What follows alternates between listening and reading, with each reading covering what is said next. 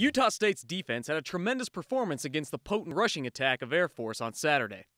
What's even more impressive is they did it without one of their top defensive linemen, Connor Williams. The three D linemen that played really well were Ricky, Paul, and AJ. Those three guys, they set the tone.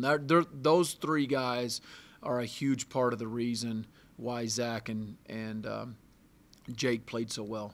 Here's an example of what Matt Wells is talking about.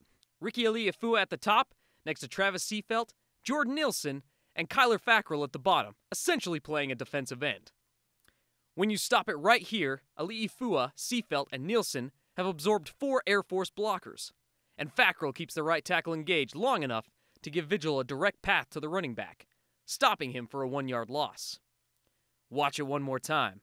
Vigil and Dowdy remain untouched by any blocker thanks to the D-line, allowing them to make key plays like this third down stop. When you're playing an option offense, you have got to play really, really good at inside linebacker.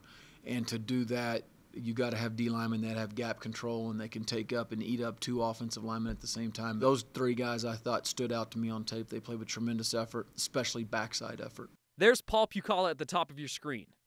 The play is moving away from him. He scrapes down the line and is able to tackle Owini when he tries to cut back, limiting him to a 2-yard gain. One more time. This time, keep your eye on the nose tackle, AJ Patayali'i. He stays with the play even while being double-teamed, and is there to help Pucala with the tackle. For SportsBeat, I'm Matt Glade.